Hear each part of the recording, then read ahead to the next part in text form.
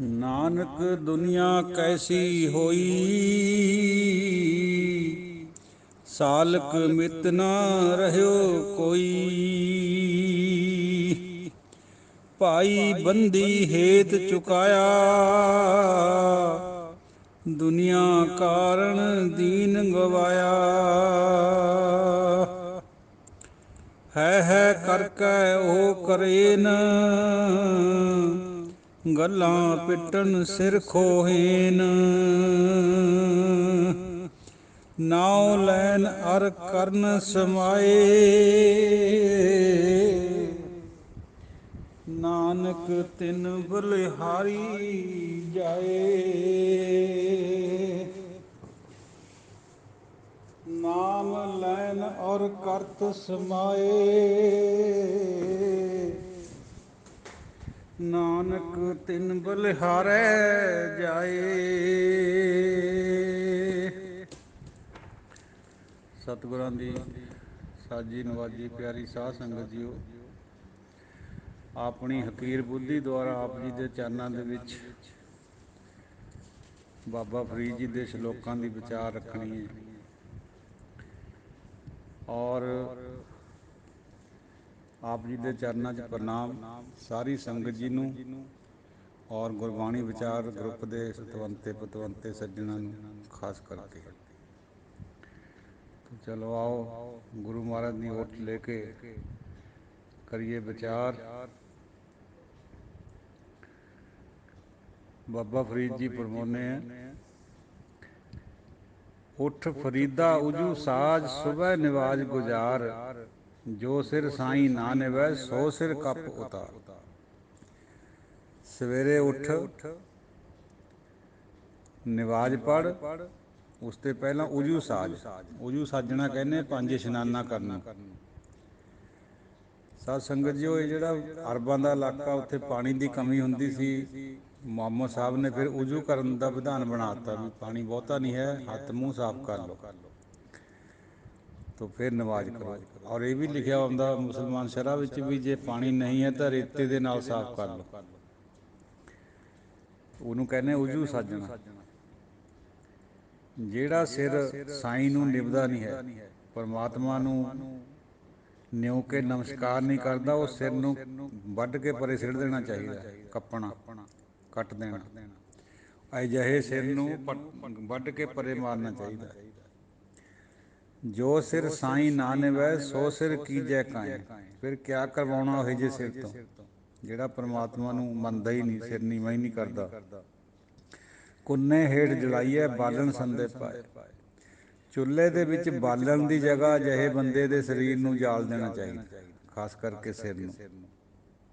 ਦੇਖੋ ਕਿੰਨੇ ਕਰੜੇ ਸ਼ਬਦ ਬਾਬਾ ਫਰੀਦ ਜੀ ਨੇ ਵਰਤੇ, ਔਰ ਬਾਬਾ ਨਾਮਦੇਵ ਜੀ ਨੇ ਵੀ ਯਹੀ ਸ਼ਬਦ ਵਰਤੇ, ਜੋ ਨਾ ਭਜੰਤੇ ਨਰਾਇਣਾ ਤਿਨਕਾ ਮੈਂ ਨਾ ਕਰੂੰ ਦਰਸ਼ਨਾ। ਹੈ ਤਾਂ ਸਭ ਉਸੇ ਦੀ ਓ, ਖਲਕਤ ਉਸੇ ਦੀ ਓ ਹੈ, ਚੰਗੇ ਮੰਦੇ ਵੀ ਸਭ ਉਸੇ ਦੇ ਹੈ। ਪਰ ਉਹਦੇ ਵਿੱਚੋਂ ਵੀ ਫਿਰ ਵਿਚਾਰ ਨਿਕਲ ਕੇ ਆਉਂਦੀ ਹੈ ਭਲਿਆਂ ਪੁਰਸ਼ਾਂ ਦੀ, ਵੀ ਜਿਹੜਾ ਰੱਬ ਨੂੰ ਨਿਉਂਦਾ ਨਹੀਂ ਨਾ ਹੈ, ਰੱਬ ਨੂੰ ਯਾਦ ਨਹੀਂ ਕਰਦਾ, ਮੰਨਦਾ ਨਹੀਂ ਉਹਨੂੰ ਤਾਂ ਇਹ ਧਰਤੀ ਦੇ ਉੱਪਰ ਜੰਮਣ ਦਾ ਹੱਕ ਹੀ ਨਹੀਂ, ਭੂਏ ਭਾਰ ਹੈ ਉਹਨੂੰ ਤਾਂ ਚੁੱਲ੍ਹੇ ਵਿੱਚ ਲਾ ਦਈਏ ਬਾਲਣ ਦੀ ਜਗ੍ਹਾ। ਫਰੀਦਾ ਕਿੱਥੇ ਤੈਂਡੇ ਮਾਪਿਆਂ ਜਿਨੀ ਤੂੰ ਜਣਿਓ। ਬਾਬਾ ਫਰੀਦ ਜੀ ਫਰਮਾਉਂਦੇ ਹੈ ਵੀ ਬੰਦੇ ਸੋਚ, ਤੇਰੇ ਮਾਪੇ ਕਿੱਥੇ ਗਏ ਜਿਨ੍ਹਾਂ ਨੇ ਤੈਨੂੰ ਜਣਿਆ ਸੀਗਾ, ਜਿਨ੍ਹਾਂ ਨੇ ਤੈਨੂੰ ਇਹ ਜਗਤ ਦਿਖਾਇਆ ਹੈ, ਉਹ ਕਿੱਥੇ ਚਲੇ ਗਏ। ਸੋਚ ਤੂੰ ਵੀ ਤੈਂ ਵੀ ਨਹੀਂ ਰਹਿਣਾ। ਤੈਂ ਪਾਸੋਂ ਉਹ ਲੱਦ ਗਏ, ਤੂੰ ਅਜੇ ਨਾ ਪਤੀਣੋ। ਤੇਰੇ ਕੋਲ ਤੇ ਤਾਂ ਉਹ ਚਲੇ ਗਏ, ਪਰ ਤੈਨੂੰ ਅਜੇ ਵੀ ਇਸ ਗੱਲ ਦਾ ਨਿਸ਼ਚਾ ਨਹੀਂ ਆਇਆ ਵੀ ਤੈਂ ਵੀ ਮਰਨਾ। ਤੂੰ ਮੌਤ ਨੂੰ ਯਾਦ ਰੱਖ ਭਾਈ। ਫਰੀਦਾ ਮਨ ਮੈਦਾਨ ਕਰ ਟੋਏ ਟਿੱਬੇ ਲਾਹੇ। ਜਿਹੜੇ ਮਨ ਦੇ ਵਿੱਚ ਟੋਏ ਟਿੱਬੇ ਹੈ, ਉਚਾਈਆਂ ਨਿਵਾਣਾ ਹੈ, ਉਹਨਾਂ ਨੂੰ ਪੱਧਰਾ ਕਰਕੇ ਮੈਦਾਨ ਬਣਾ ਦੇ। ਅੱਗੇ ਮੂਲ ਨਾ ਆਪਸੀ ਦੋਜ਼ਖ ਸੰਧੀ ਪਾਏ। ਫਿਰ ਤੇਰੇ ਅੱਗੇ ਜਿਹੜੀ ਜਹੰਨਮ ਦੀ ਅੱਗ ਹੈ ਉਹ ਸਾਹਮਣੇ ਨਹੀਂ ਆਊਗੀ।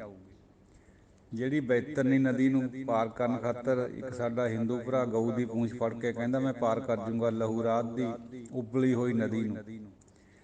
ਤੋ ਬਾਬਾ ਫਰੀਦ ਜੀ ਦਾ ਵੀ ਐਸਾ ਹੀ ਸੰਦੇਸ਼ਾ ਵੀ ਜਿਹੜੀ ਦੋਜ਼ਖ ਦੀ ਅੱਗ ਹੈ ਜਿਹਦੇ ਵਿੱਚ ਦੀ ਲੰਘਣਾ ਪੈਣਾ, ਪੁਲਿਸ ਰਾਤ ਹੈ ਉਹਦੇ ਉੱਪਰ ਦੀ ਜਾਣਾ ਪੈਣਾ, ਔਰ ਬਰੀਕ ਖੰਡੇ ਧਾਰ, ਉਹ ਫਿਰ ਤੇਰੇ ਅੱਗੇ ਨਹੀਂ ਆਊਗੀ ਜੇ ਤੂੰ ਮਨ ਨੂੰ ਸਹੀ ਕਰ ਲੈਣਾ। ਅਲ ਗਿਲਾਜ਼ਤ ਦਿਲ, ਅਲ ਗਿਲਾਜ਼ਤ ਦਿਲ ਖੁਦਾ ਚੋਂ ਸਾਫ਼ ਕਰ। ਜਦੋਂ ਪਰਮਾਤਮਾ ਸਾਡੇ ਮਨ ਦੀ ਮੈਲ ਸਾਫ਼ ਕਰ ਦਿੰਦਾ ਹੈ ਤੇ ਫਿਰ ਕੋਈ ਕਾਮਲ ਪੁਰਸ਼ ਸਾਡੇ ਅੰਦਰੋਂ ਸਾਡੇ ਅੰਦਰ ਨਾਮ ਟਿਕਾ ਦਿੰਦਾ। ਅੱਜ ਗਿਲਾਜ਼ਤ ਦਿਲ ਖੁਦਾ ਚੋਂ ਸਾਫ਼ ਕਰਦ। ਅੱਗੇ ਇਸ ਤਰ੍ਹਾਂ ਜ਼ਿਕਰ ਆਉਂਦਾ ਹੈ, ਸ਼ੇਰ ਤਾਂ ਪੂਰਾ ਖਿਆਲ ਨਹੀਂ ਰਿਹਾ ਇਸ ਟਾਈਮ, ਬਈ ਜਿਹੜਾ ਮਰਦੇ ਕਾਮਲ ਹੈ ਫਿਰ ਉਹ ਸਾਡੇ ਅੰਦਰ ਨਾਮ ਟਿਕਾਉਂਦਾ ਜਦੋਂ ਪਰਮਾਤਮਾ ਸਾਡੀ ਮੈਲ ਨੂੰ ਸਾਫ਼ ਕਰ ਦਿੰਦਾ। ਫਰੀਦਾ ਮਹੱਲਾ ਪੰਜਵਾਂ। ਫਰੀਦਾ ਖਾਲਕ ਖਲਕ ਮੈਂ, ਖਲਕ ਵਸੈ ਰੱਬ ਮਾਹੇ। ਪਰਮਾਤਮਾ ਜਿਹੜਾ ਹੈ ਖਾਲਕ, ਉਹ ਖਲਕਤ ਦੇ ਵਿੱਚ ਵੱਸਦਾ ਹੈ ਔਰ ਖਲਕਤ ਰੱਬ ਦੇ ਵਿੱਚ ਵੱਸਦੀ ਹੈ। ਸਾਧ ਸੰਗਤ ਜੀ, ਇਹ ਰੱਬ ਸ਼ਬਦ ਵੀ ਪੱਛਮ ਤੋਂ ਆਇਆ ਹੋਇਆ ਹੈ। ਜਿਹੜਾ ਅੱਲਾ ਸ਼ਬਦ ਹੈ ਇਹ ਅਰਬੀ ਦਾ ਸ਼ਬਦ ਹੈ, ਖੁਦਾ ਫਾਰਸੀ ਦਾ ਸ਼ਬਦ ਹੈ। ਅਤੇ ਜਿਹੜਾ ਫਿਰ ਪੱਛਮੀ ਪਾਕਿਸਤਾਨ ਦਾ, ਅਫਗਾਨਿਸਤਾਨ ਦਾ ਏਰੀਆ, ਉੱਥੇ ਰੱਬ ਕਿਹਾ ਜਾਂਦਾ ਹੈ ਪਰਮਾਤਮਾ ਨੂੰ। ਖੁਦਾ ਅੱਲਾ ਵੀ ਕਹਿੰਦੇ ਉਹ, ਪਰ ਰੱਬ ਵੀ ਕਹਿੰਦੇ। ਪੰਜਾਬੀ ਦਾ ਸ਼ਬਦ ਹੈ ਠੇਠ। ਮੰਦਾ ਕਿਸ ਨੂੰ ਆਖੀਐ ਜਾਂ ਤਿਸ ਬਿਨ ਕੋਈ ਨਾ ਹੈ। ਕਿਹਨੂੰ ਬੁਰਾ ਕਹੀਏ, ਸਾਰਿਆਂ ਵਿੱਚ ਤਾਂ ਉਹੀ ਹੈ। ਹੁਣ ਇਸ ਗੱਲ ਨੂੰ ਆਪਾਂ ਦੂਜੀ ਤਰ੍ਹਾਂ ਦੂਜੇ ਪਾਸੇ ਵੀ ਉੱਪਰ ਜਿਹੜੀ ਸ਼ਬਦ ਆਇਆ ਵਿਚਾਰ ਕੇ ਦੇਖੀਏ ਵੀ ਉਹੋ ਜਿਹੇ ਬੰਦੇ ਨੂੰ ਤਾਂ ਬਾਲਣ ਦੀ ਜਗ੍ਹਾ ਚੁੱਲ੍ਹੇ 'ਚ ਲਗਾ ਦਈਏ ਜਿਹੜਾ ਰੱਬ ਨੂੰ ਯਾਦ ਨਹੀਂ ਕਰਦਾ। ਇੱਥੇ ਬਾਬਾ ਜੀ ਫਰਮਾ ਰਹੇ ਵੀ ਮੰਦਾ ਕਿਹਨੂੰ ਕਹੀਏ, ਸਭ ਤਾਂ ਉਸੇ ਦੇ ਹੀ ਹੈ। ਹੁਣ ਇਹ ਗੁਰਬਾਣੀ ਦੀ ਜਿਹੜੀ ਸਮੱਗਰਤਾ ਹੈ ਉਹਦੇ ਵਿੱਚੋਂ ਇਹ ਬਾਤ ਨਿਕਲਣੀ ਵੀ ਅਸਲ 'ਚ ਗੱਲ ਕਿਆ ਹੈ। ਇੱਕ ਸ਼ਬਦ ਨੂੰ ਪੜ੍ਹ ਕੇ ਗੁਰਬਾਣੀ ਦਾ ਨਿਸ਼ਚਾ ਨਹੀਂ ਕਰਿਆ ਜਾ ਸਕਦਾ। ਜਦੋਂ ਵੀ ਆਪਾਂ ਨੂੰ ਸਮੱਗਰਤਾ ਦੀ ਸਮਝ ਪੈ ਗਈ, ਬੁੱਝਣਾ ਆ ਗਿਆ ਗੁਰਬਾਣੀ ਦਾ, ਫੇਰ ਸਮਝ ਆਉਣੀ ਹੈ ਵੀ ਅਸਲ 'ਚ ਬਾਣੀ ਫਰਮਾਉਂਦੀ ਕਿਆ ਹੈ, ਕਹਿੰਦੀ ਕਿਆ ਹੈ। ਕਿਸੇ ਨੂੰ ਐਵੇਂ ਹੀ ਬੁਰਾ ਕਹਿਣਾ ਜਦ ਕਿ ਆਪਣਾ ਆਪਾ ਵੀ ਬੁਰਾ ਹੁੰਦਾ ਹੈ, ਈਰਖਾ ਵਿੱਚੋਂ ਕਹਿਣਾ, ਉਹ ਬੁਰੀ ਗੱਲ ਹੈ। ਲੇਕਿਨ ਅਗਰ ਸੱਚ ਪੱਲੇ ਆ ਗਿਆ, ਉਹਦੇ ਵਿੱਚੋਂ ਸੱਚ ਕਹਿ ਦੇਣਾ ਬਈ ਅਜਿਹੇ ਬੰਦੇ ਨੂੰ ਤਾਂ ਚੁੱਲ੍ਹੇ 'ਚ ਲਗਾ ਦਿਓ, ਫਿਰ ਉਹ ਗਲਤ ਨਹੀਂ ਹੁੰਦਾ। ਫਰੀਦਾ ਜਿਸ ਦੇ ਨਾਲਾ ਕੱਪਿਆ, ਜੇ ਗਲ ਕੱਪੈ ਚੁੱਕ। ਕਹਿੰਦੇ ਜਿਸ ਦਿਨ ਮੈਂ ਜੰਮਿਆ ਸੀ, ਦਾਈ ਨੇ ਮੇਰਾ ਨਾਲਾ ਯਾਨੀ ਨਾੜੂਆ ਕੱਟਿਆ, ਜਿਹੜਾ ਧੁੰਨੀ ਨਾਲ ਜੁੜਿਆ ਵਾ ਹੁੰਦਾ ਮਾਂ ਦੇ ਪੇਟ 'ਚ। ਜੇ ਥੋੜ੍ਹਾ ਜਿਹਾ ਮੇਰਾ ਗਲੇ ਵੱਢ ਦਿੰਦੀ ਤਾਂ ਚੰਗਾ ਸੀਗਾ, ਕਿਉਂਕਿ ਇੰਨੇ ਮਾਮਲੇ ਝਮੇਲੇ ਆ ਜਿਹੜੇ ਸੰਸਾਰ ਦੇ ਵਿੱਚ, ਉਹ ਨਾ ਫਿਰ ਪੈਂਦੇ। ਇਹ ਦੇਖਣ ਨੂੰ ਪ੍ਰਤੀਤ ਆਉਂਦਾ ਵੀ ਭਾਂਜਵਾਦੀ ਸ਼ਬਦ ਹੈ, ਵੀ ਦੁਨੀਆ ਤੋਂ ਪਰੇ ਜਾਣ ਦੀ ਗੱਲ ਹੈ, ਪਰ ਇਸ ਤਰ੍ਹਾਂ ਦੀ ਬਾਤ ਨਹੀਂ ਹੈ। ਸਿਰਫ ਮੌਤ ਨੂੰ ਯਾਦ ਕਰਾਇਆ ਬਾਬਾ ਜੀ ਨੇ। ਪਵਨ ਨਾ ਇਤੀ ਮਾਮਲੇ, ਸਾਹ ਨਾ ਇਤੀ ਦੁੱਖ। ਫਿਰ ਨਾ ਤਾਂ ਇੰਨੇ ਮਾਮਲੇ ਪੈਂਦੇ, ਨਾ ਹੀ ਦੁੱਖ ਸਹਿਣੇ ਪੈਂਦੇ। ਸਾਧ ਸੰਗਤ ਜੀਓ, ਇਹੀ ਵਿਡੰਬਣਾ ਹੈ ਗੁਰਬਾਣੀ ਦੀ, ਬਈ ਦੇਖਣ ਨੂੰ ਜਿਹੜੇ ਸ਼ਬਦ ਹੈ ਕੁਛ ਹੋਰ ਪ੍ਰਤੀਤ ਦਿੰਦੇ ਆ, ਤਾਂ ਜਦੋਂ ਆਪਾਂ ਉਹਨਾਂ ਨੂੰ ਬੁੱਝਦੇ ਹਾਂ ਤਾਂ ਗੱਲ ਹੋਰ ਹੈ। ਪ੍ਰਭ ਕੀ ਅਗੰਮ ਅਗਾਧ ਕਥਾ, ਸੁਣੀਐ ਅਵਰ ਅਵਰ ਵਿਦ ਬੁੱਝੀਐ, ਬਕਨ ਕਥਨ ਰਹਿਤਾ। ਚੱਬਣ ਚੱਲਣ ਰਤਨ ਸੇ ਸੁਣੀਅਰ ਬਹਿ ਗਏ। ਦੰਦ ਚੱਬਣੇ ਵਾਲੇ, ਚੱਲਣੇ ਵਾਲੀਆਂ ਲੱਤਾਂ, ਰਤਨ ਅੱਖਾਂ, ਸੁਣੀਅਰ ਕੰਨ, ਇਹ ਸਾਰੇ ਹੀ ਬਹਿ ਗਏ। ਮਤਲਬ ਇਹ ਬਈ ਇਹ ਸਾਰੇ ਹੁਣ ਪਿੱਛੇ ਹਟ ਗਏ, ਇਹਨਾਂ ਦਾ ਜ਼ੋਰ ਨਹੀਂ ਰਿਹਾ ਕੋਈ। ਅੱਖਾਂ ਦਿਖਣੇ ਤੋਂ ਘੱਟ ਗਿਆ ਜਾਂ ਧੌਲਾ ਦਿਖਣ ਲੱਗ ਗਿਆ ਥੋੜ੍ਹਾ ਥੋੜ੍ਹਾ, ਔਰ ਕੰਨ ਸੁਣਨੇ ਤੋਂ ਰੀਣੇ ਹੋ ਗਏ, ਚੱਲਣੇ ਤੋਂ ਲੱਤਾਂ ਥੱਕ ਗਈਆਂ। ਅੱਜ ਫਰੀਦਾ ਕੂਜੜਾ ਸਹਿ ਕੋਹਾਂ ਥਿਓਮ, ਹੇੜੇ ਮੁੱਤੀ ਧਾ ਸੇ ਜਾਨੀ ਚੱਲ ਗਏ। ਸਰੀਰ ਨੇ ਧਾ ਮਾਰੀ ਵੀ ਮੇਰੇ ਜਿਹੜੇ ਜਾਨੀ ਸੀ, ਇਹ ਮੇਰੇ ਨਾਲ ਜੁੜੇ ਹੋਏ, ਜਿਹੜੇ ਉੱਪਰ ਜ਼ਿਕਰ ਆਇਆ ਚੱਬਣ ਚੱਲਣ ਰਤਨ ਸੇ, ਇਹ ਚਲੇ ਗਏ। ਮੁੱਤੀ ਹੁੰਦੀ ਹੈ ਮਾਰਨਾ, ਧਾ ਮਾਰੀ, ਹੇੜੇ ਨੇ ਸਰੀਰ ਨੇ ਧਾ ਮਾਰੀ ਵੀ ਮੇਰੇ ਜਾਨੀ ਚਲੇ ਗਏ, ਮੈਨੂੰ ਵਿਛੋੜਾ ਦੇ ਗਏ। ਫਰੀਦਾ ਬੁਰੇ ਦਾ ਭਲਾ ਕਰ, ਗੁੱਸਾ ਮਨ ਨਾ ਹੰਢਾਏ। ਦੇਹੀ ਰੋਗ ਨਾ ਲੱਗਈ, ਪੱਲੇ ਸਭ ਕੁਛ ਪਾਏ।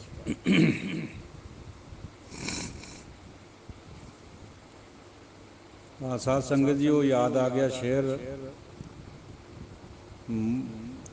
ਅਲ ਗਿਲਾਸ ਤੇ ਦਿਲ ਖੁਦਾ ਚੂੰ ਸਾਫ਼ ਕਰਦ, ਮੁਰਸ਼ਦੇ ਕਾਮਲ ਬਾਈ ਇਦਰਾਕ ਕਰ। ਇਦਰਾਕ ਹੁੰਦਾ ਸਾਫ਼ ਕਰਕੇ, ਸਫਾਈ ਅੰਦਰ ਨਾਮ ਚਲਾ ਦੇਣਾ। ਜਦੋਂ ਪਰਮਾਤਮਾ ਸਾਡਾ ਦਿਲ ਸਾਫ਼ ਕਰਨ ਦਾ, ਤਾਂ ਕੋਈ ਕਾਮਲ ਮੁਰਸ਼ਦ ਯਾਨੀ ਸੰਤ ਕਹਿ ਲਓ, ਮਹਾਂਪੁਰਸ਼ ਕਹਿ ਲਓ, ਫਿਰ ਉਹ ਸਾਡੇ ਅੰਦਰ ਨਾਮ ਟਿਕਾਉਂਦਾ। ਹੁਣ ਦੇਖੋ ਬਾਬਾ ਜੀ ਅੱਗੇ ਫਰਮਾ ਰਹੇ ਹੈ, ਦੇਹੀ ਰੋਗ ਫਰੀਦਾ ਬੁਰੇ ਦਾ ਭਲਾ ਕਰ, ਗੁੱਸਾ ਮਨ ਨਾ ਹੰਢਾਏ। ਇਹ ਜਿਹੜਾ ਗੁੱਸਾ ਹੈ, ਦੇਹੀ ਦਾ ਰੋਗ ਹੈ। ਕਿਵੇਂ? ਗੁੱਸਾ ਜਿਹੜਾ ਉਹ ਟੈਨਸ਼ਨ 'ਚ ਆਉਂਦਾ। ਟੈਨਸ਼ਨ ਨਾਲ ਬੰਦਾ ਹਮੇਸ਼ਾ ਟੈਨਸ ਰਹਿੰਦਾ। ਅੱਜ ਕੱਲ੍ਹ ਤਾਂ ਬਹੁਤ ਜ਼ਿਆਦਾ ਰਹਿੰਦਾ, ਸਵੇਰ ਤੋਂ ਸ਼ਾਮ ਤਾਈਂ ਕਦੇ ਮਨ ਦੇ ਵਿੱਚ ਸ਼ਾਂਤੀ ਆਉਂਦੀ ਨਹੀਂ ਬੰਦੇ ਦਾ, ਇੰਨਾ ਹੈਕਟਿਕ ਐਕਟੀਵਿਟੀ ਹੋ ਗਈ ਹੈ। ਔਰ ਕਈ ਦਾਨਿਆਂ ਨੇ ਇਹ ਵੀ ਕਿਹਾ ਵੀ those who live tense soon become past tense. ਜਿਹੜੇ ਟੈਂਸ ਲਿਵ ਕਰਦੇ ਹੈ, ਯਾਨੀ ਟੈਨਸ਼ਨ 'ਚ ਜਿਉਂਦੇ ਆ, ਉਹ ਛੇਤੀ ਉਹ ਪਾਸਟ ਟੈਂਸ ਬਣ ਜਾਂਦੇ, ਯਾਨੀ ਭੂਤਕਾਲ ਬਣ ਜਾਂਦੇ, ਭਾਵੇਂ ਵੀ ਮਰ ਜਾਂਦੇ। ਤੋ ਇਹ ਜਿਹੜਾ ਟੈਨਸ਼ਨ ਹੈ ਜਿਹੜੀ, ਇਹਦੇ ਨਾਲ ਸਾਡੇ ਅੰਦਰ ਬਹੁਤ ਵਿਕਾਰ ਪੈਦਾ ਹੁੰਦੇ। ਬਲੱਡ ਪ੍ਰੈਸ਼ਰ, ਪਕਸ਼ਾਘਾਤ ਜਿਹਨੂੰ ਆਪਾਂ ਅਧਰੰਗ ਕਹਿੰਦੇ ਹਾਂ, ਇਹ ਵੀ ਬਲੱਡ ਪ੍ਰੈਸ਼ਰ ਕਰਕੇ ਹੁੰਦਾ। ਬਲੱਡ ਪ੍ਰੈਸ਼ਰ ਦਾ ਮੇਨ ਕਾਰਨ ਟੈਨਸ਼ਨ ਹੈ ਅੱਜ ਕੱਲ੍ਹ, ਜਾਂ ਖਾਦ ਖੁਰਾਕ ਹੈ, ਜਿਹੜੇ ਜੰਕ ਫੂਡਸ ਵਗੈਰਾ ਵਰਤਦੇ ਹਾਂ ਆਪਾਂ। ਔਰ ਹੋਰ ਕਿੰਨੀਆਂ ਸਾਰੀਆਂ ਬਿਮਾਰੀਆਂ, ਲਿਵਰ ਦੀਆਂ, ਫੇਫੜਿਆਂ ਦੀਆਂ, ਕਿਡਨੀ ਦੀਆਂ, ਇਹ ਸਾਰੀਆਂ BP ਪਰ ਡਿਪੈਂਡ ਕਰਦੀਆਂ। BP ਟੈਨਸ਼ਨ ਪਰ ਡਿਪੈਂਡ ਕਰਦਾ। ਤੋ ਫਿਰ ਦੇਹੀ ਰੋਗ ਹੋ ਗਿਆ ਕਿ ਨਾ ਹੋ ਗਿਆ? ਫਿਰ ਇਹ ਦੇਹੀ ਰੋਗ ਨਹੀਂ ਲੱਗਦਾ ਜੇ ਗੁੱਸਾ ਨਾ ਕਰੇ ਮਨ ਵਿੱਚ। ਸਭ ਕੁਛ ਪੱਲੇ ਪੈ ਜਾਂਦਾ, ਸ਼ਾਂਤੀ ਦੇ ਨਾਲ ਨਾਮ ਦੀ ਪ੍ਰਾਪਤੀ ਹੋ ਜਾਂਦੀ। ਫਰੀਦਾ ਪੰਖ ਪਰਾਉਣੀ ਦੁਨੀ ਸੁਹਾਵਾ ਬਾਗ। ਪੰਖ ਹੀ ਪ੍ਰਾਹੁਣਾ ਹੈ, ਇਹ ਜਿਹੜੀ ਦੁਨੀਆ ਇਹ ਸੁਹਾਵਾ ਬਾਗ ਹੈ। ਜਿਕਣ ਬਾਗ ਦੇ ਵਿੱਚ, ਬਾਗ ਨੂੰ ਸੋਹਣਾ ਸਮਝ ਕੇ ਪੰਛੀ ਆ ਕੇ ਬਹਿ ਜਾਂਦਾ ਵੀ ਕੋਈ ਫਲ ਖਾਵਾਂਗੇ, ਛਾਵਾਂ ਲਵਾਂਗੇ।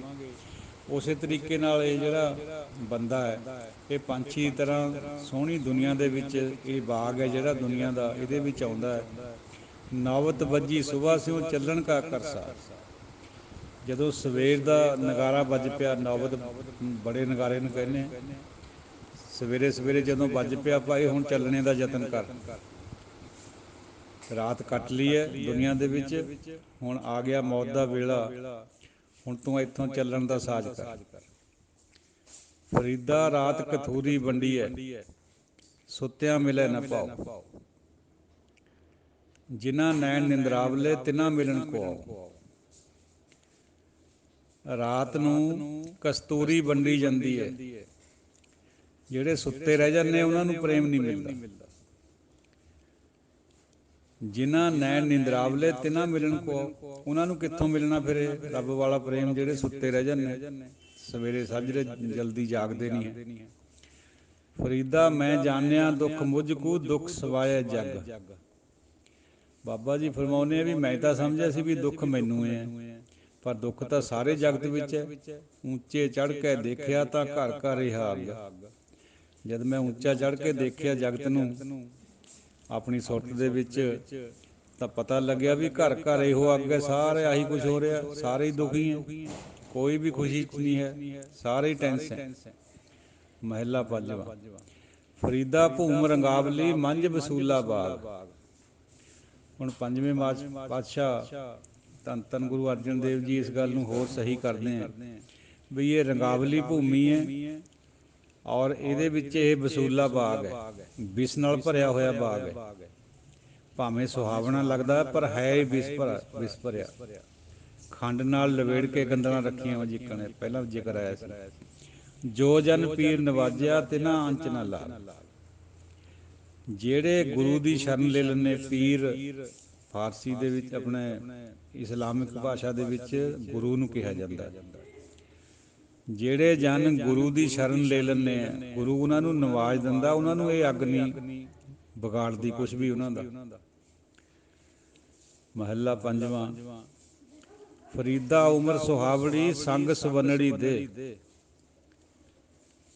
ਵਿਰਲੇ ਕਈ ਪਾਈਨ ਜਿਨ੍ਹਾਂ ਪਿਆਰੇ ਨੇ। ਇਹ ਜਿਹੜੀ ਸੋਹਣੀ ਉਮਰ ਹੈ ਔਰ ਦੇਹ ਹੈ ਸੁੰਦਰ ਸੁਡੌਲ, ਇਹਦੇ ਵਿੱਚ ਕਿਸੇ ਬਿਰਲੇ ਵੇਲੇ ਨੇ ਪਿਆਰੇ ਦਾ ਪ੍ਰੇਮ ਪਾਉਣਾ। ਕੋਟਨ ਮੈਂ ਨਾਨਕੂ ਨਾਰਾਇਣ ਜੀ ਜੀਤ, ਕੋਟ ਮਦੇ ਕੋ ਜਨ ਅਪਾਰ। ਕੰਦੀ ਬਹਿਣ ਨ ਢਾਹੇ ਤਉਪੀ ਲੇਖਾ ਦੇਵਨ। ਜਿਹੜਾ ਦਰਿਆ ਵਗਦਾ ਹੈ ਉਹ ਆਪਣੇ ਕੰਢਿਆਂ ਨੂੰ ਤੋੜ ਦਿੰਦਾ। ਬਾਬਾ ਜੀ ਕਹਿੰਦੇ ਵੀ ਦੇਖ ਇਹ ਕੰਮ ਨਾ ਕਰ, ਤੈਨੂੰ ਵੀ ਲੇਖਾ ਦੇਣਾ ਪੈਣਾ, ਤੂੰ ਕੰਢੇ ਨਾ ਤੋੜ। ਜਿੱਧਰ ਰੱਬ ਰਜਾਏ ਬਹਿਣ ਤੇ ਦਾਊ ਗਾਉ ਕਰੇ। ਜਿੱਧਰ ਰੱਬ ਤੈਨੂੰ ਚਾਹੁੰਦਾ ਹੈ ਵੀ ਤੂੰ ਪਾਣੀ ਬਹਿਣ ਹੈ ਵਿੱਚ ਚੱਲ, ਕੰਢਿਆਂ ਦੇ ਵਿੱਚ ਉੱਧਰ ਨੂੰ ਚੱਲ। ਕਿਉਂ ਰੱਬ ਦੀ ਰਜਾ ਤੋਂ ਉਲਟ ਜਾ ਕੇ ਕੰਢੇ ਤੋੜਨਾ? ਇੱਥੇ ਵੀ ਹੁਕਮ ਮੰਨਣ ਦੀ ਬਾਤ ਆ ਰਹੀ ਹੈ। ਫਰੀਦਾ ਦੁੱਖਾਂ ਸੇਤੀ ਦੇਹ ਗਿਆ 16 ਸੇਤੀ ਰਾਤ। ਦੁੱਖਾਂ ਦੇ ਵਿੱਚ ਦਿਨ ਚਲੇ ਗਿਆ, 16 ਚੁਭਦੀਆਂ ਰਾਤ ਨਿਕਲ ਗਈ। ਮਤਲਬ ਦੁੱਖਾਂ ਦੇ ਵਿੱਚ ਹੀ ਸਾਰਾ ਕੁਛ, ਸਾਰੀ ਉਮਰ ਬੀਤ ਗਈ। ਖੜਾ ਪੁਕਾਰੇ ਪਾਤਣੀ ਬੇੜਾ ਕੱਪਰ ਬਾਤ। ਬਾਤ ਹੁੰਦਾ ਮੂੰਹ ਔਰ ਕੱਪਰ ਹੁੰਦੀਆਂ ਲਹਿਰਾਂ। ਬੇੜਾ ਲਹਿਰਾਂ ਦੇ ਵਿੱਚ ਆ ਗਿਆ, ਕਿਸ਼ਤੀ ਲਹਿਰਾਂ 'ਚ ਫਸ ਗਈ। ਹੁਣ ਜਿਹੜਾ ਪਾਤਣੀ ਹੈ ਉਹ ਪੁਕਾਰਦਾ ਖੜਾ ਵੀ ਮੈਨੂੰ ਪਾਰ ਲੰਘਾ ਦੇ। ਤੇ ਜਿਹੜਾ ਮਲਾਹ ਨੂੰ ਕਹਿੰਦੇ ਪਾਤਣੀ, ਉਹ ਹੁਣ ਰੱਬ ਕੋਲ ਅਰਦਾਸ ਕਰਦਾ ਵੀ ਮੇਰਾ ਬੇੜਾ ਜਿਹੜਾ ਲਹਿਰਾਂ ਦੇ ਵਿੱਚ ਫਸ ਗਿਆ, ਇਹਨੂੰ ਪਾਰ ਲੰਘਾ ਦੇ। ਲੰਮੀ ਲੰਮੀ ਨਦੀ ਵਹਿ ਕੰਧੀ ਕੀਰੇ ਹੇਠ। ਇਹਨਾਂ ਕੰਢਿਆਂ ਦੇ ਵਿਚਾਲੇ ਲੰਮੀ ਲੰਮੀ ਨਦੀ ਵਹਿੰਦੀ ਹੈ। ਬੇੜੇ ਨੂੰ ਕੱਪਰ ਕਿਆ ਕਰੇ ਜੋ ਪਾਤਣ ਰਹੇ ਸੁਚੇਤ। ਇਹ ਜਿਹੜੀਆਂ ਲਹਿਰਾਂ ਇਹ ਬੇੜੇ ਦਾ ਕੁਛ ਨਹੀਂ ਵਿਗਾੜ ਸਕਦੀਆਂ ਜੇ ਜਿਹੜਾ ਮਲਾਹ ਹੈ ਉਹ ਸੁਚੇਤ ਰਹੇ, ਉਹਨੂੰ ਪਤਾ ਹੋਵੇ ਵੀ ਕਿਵੇਂ ਇਹਨਾਂ ਚੋਂ ਨਿਕਲਣਾ। ਇਹ ਸਾਧ ਸੰਗਤ ਜੀਓ, ਜੇ ਕਿਤੇ ਮਲਾਹ ਅਣਜਾਣ ਹੋਵੇ ਫਿਰ ਜ਼ਿੰਦਗੀ ਨੂੰ ਖਤਰਾ ਹੈ, ਉਹਦੀ ਆਪਣੀ ਨੂੰ ਵੀ ਬਾਕੀ ਸਵਾਰੀਆਂ ਦੇ ਨੂੰ ਵੀ। ਜੇ ਪਾਤਣ ਸੁਚੇਤ ਹੋਵੇ, ਯਾਨੀ ਗੁਰੂ ਦੇ ਨਾਲ ਉਹਦਾ ਮੇਲ ਹੋਵੇ, ਉਹਦੇ ਨੂੰ ਲੈ ਕੇ ਚੱਲਦਾ ਹੋਵੇ ਔਰ ਜਾਣਕਾਰੀ ਹੋਵੇ ਆਪਣੇ ਕਿੱਤੇ ਦੀ, ਫਿਰ ਮੁਸਾਫਰਾਂ ਨੂੰ ਵੀ ਕੋਈ ਡਰ ਨਹੀਂ, ਉਹਨੂੰ ਵੀ ਕੋਈ ਡਰ ਨਹੀਂ, ਉਹਨੂੰ ਸੁਚੇਤ ਰਹਿਣਾ ਚਾਹੀਦਾ। ਫਰੀਦਾ ਗੱਲੀ ਸੋ ਸੱਜਣ ਵੀ ਇੱਕ ਟੁਟੈਂਦੀ ਨਾਲ। ਗੱਲਾਂ ਨਾਲ ਤਾਂ 20 ਸੱਜਣ ਆ ਜਾਂਦੇ, ਕੋਲ ਬਹਿ ਜਾਂਦੇ, ਪਰ ਜਦ ਟੋਲਦੇ ਆ ਤਾਂ ਇੱਕ ਵੀ ਨਹੀਂ ਮਿਲਦਾ। ਸੰਗ ਸਖਾ ਸਭ ਤਜ ਗਏ ਕੋਊ ਨਾ ਨਿਭਿਓ ਸਾਥ। ਫਿਰ ਨਾਲ ਨਹੀਂ ਕੋਈ ਵੀ ਜਾਂਦਾ ਉਸ ਟਾਈਮ। ਉਹ ਗੱਲਾਂ ਨਾਲ ਬਹੁਤ ਸਾਰੇ ਸੱਜਣ ਹੋਣਗੇ। ਧੋਖਾਂ ਜਿਉਂ ਮਾਲੀ ਹੀ ਕਾਰਨ ਤੇ ਨਾ ਮਾਂ ਪਈ।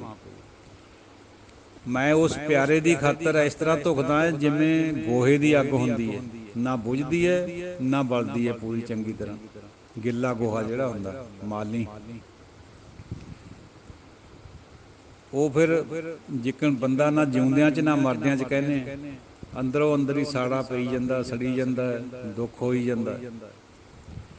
ਫਰੀਦਾ ਇਹ ਤਨ ਭੌਂਕਣਾ ਨਿਤ ਨਿਤ ਦੁਖੀਐ ਕੌਣ।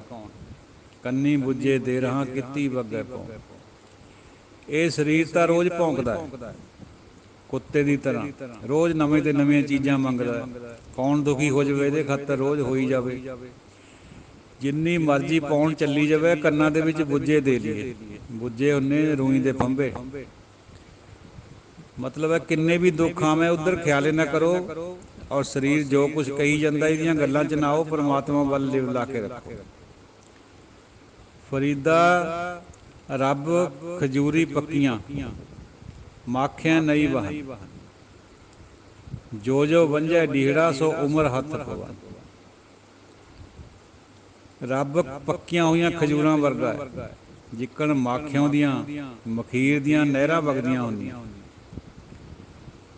ਜਿਹੜਾ ਜਿਹੜਾ ਵੀ ਦਿਨ ਲੰਘਦਾ ਹੈ ਉਹ ਉਮਰ ਨੂੰ ਹੱਥ ਪੈਂਦਾ ਜਾਂਦਾ, ਯਾਨੀ ਉਮਰ ਨੇੜੇ ਆਉਂਦੀ ਜਾਂਦੀ। ਮਾਤ ਕਹਿ ਸੁਤ ਵੱਡਾ ਹੋਤ ਹੈ, ਇਤਨਾ ਕੁ ਨਾ ਜਾਣੇ ਜੇ ਦਿਨ ਦਿਨ ਅਬਦ ਘਟਦਾ ਹੈ। ਮਾਂ ਖੁਸ਼ ਹੁੰਦੀ ਹੈ ਵੀ ਮੇਰਾ ਪੁੱਤ ਵੱਡਾ ਹੋ ਰਿਹਾ, ਲੇਕਿਨ ਇਹ ਨਹੀਂ ਪਤਾ ਵੀ ਦਿਨ ਨੇੜੇ ਆ ਰਹੇ, ਇੱਕ ਇੱਕ ਦਿਨ ਉਮਰ ਨੂੰ ਹੱਥ ਪੈ ਰਿਹਾ। ਫਰੀਦਾ ਤਨ ਸੁੱਕਾ ਪਿੰਜਰ ਥੀਆ ਤਲੀਆਂ ਖੂੰਡੈ ਕਾਗ। ਅਜੇ ਸੋ ਰੱਬ ਨਾ ਬੌੜਿਓ ਦੇਖ ਬੰਦੇ ਕੇ ਭਾਗ। ਤਨ ਵੀ ਸੁੱਕ ਗਿਆ, ਪਿੰਜਰਾ ਬਣ ਗਿਆ, ਔਰ ਕਾਂ ਜਿਹੜੇ ਆ ਉਹ ਤਲੀਆਂ ਵਿੱਚ ਠੁੰਗਾ ਮਾਰਦੇ ਆ, ਮਾਸ ਚੂੰਡਦੇ ਆ, ਔਰ ਅਜੇ ਥਾਈਂ ਵੀ ਰੱਬ ਨਹੀਂ ਆਇਆ। ਬੰਦੇ ਦੇ ਭਾਗ ਤਾਂ ਦੇਖੋ ਕਹੇ ਜਿਹੇ। ਇਹ ਜਿਹੜੇ ਕਾਗ ਸਾਨੂੰ ਚੁੰਬੜੇ ਹੋਏ ਆ, ਕਾਮ ਕ੍ਰੋਧ ਲੋਭ ਮੋਹ ਹੰਕਾਰ, ਇਹ ਵੀ ਚੂੰਡ ਰਹੇ ਆ ਸਾਨੂੰ, ਇਹੀ ਚੂੰਡਦੇ ਆ ਅਸਲ ਵਿੱਚ ਤਾਂ। ਮਿਸਾਲ ਦੁਨਿਆਵੀ ਹੈ। ਔਰ ਇਹ ਵੀ ਇੱਕ ਗੱਲ ਹੈ ਸਾਧ ਸੰਗਤ ਜੀਓ, ਬਈ ਕਈ ਸੱਜਣਾਂ ਨੇ ਇਹ ਪ੍ਰਸ਼ਨ ਕਰਿਆ ਸੀਗਾ ਵੀ ਅੱਗੇ ਚੱਲ ਕੇ ਜ਼ਿਕਰ ਆਉਂਦਾ ਨਾ ਵੀ ਇਹ ਦੋਏ ਨੈਣਾ ਮਤ ਛੁਹੋ ਫਿਰ ਦੇਖਣ ਕੀ ਆਸ। ਵੀ ਪਤੀ ਜਿਹੜਾ ਸਾਡਾ ਪਤੀ ਪਰਮੇਸ਼ਰ ਹੈ, ਰੱਬ ਹੈ, ਉਹ ਤਾਂ ਨਿਰਗੁਣ ਹੈ, ਉਹ ਤਾਂ ਅੱਖਾਂ ਨਾਲ ਦਿਖਦਾ ਨਹੀਂ ਹੈ। ਵੀ ਫਿਰ ਬਾਬਾ ਫਰੀਦ ਜੀ ਕਾਹਤੇ ਕਹਿੰਦੇ ਵੀ ਮੈਨੂੰ ਅਜੇ ਵੀ ਫਿਰ ਦੇਖਣ ਦੀ ਆਸ ਹੈ। ਇਹਦਾ ਜਵਾਬ ਇਹ ਹੈ ਸਾਧ ਸੰਗਤ ਜੀਓ, ਉਹ ਨਿਰਗੁਣ ਵੀ ਹੈ, ਉਹ ਸਰਗੁਣ ਵੀ ਹੈ। ਨਿਰਗੁਣ ਆਪ ਸਰਗੁਣ ਵੀ ਉਹੀ ਕਲਾ ਤਾਲ ਜਿਨ ਸਗਲੀ ਨੂੰ। ਉਹ ਸਾਖਸ਼ਾਤ ਰੂਪ 'ਚ ਦਰਸ਼ਨ ਵੀ ਦੇ ਜਾਂਦਾ।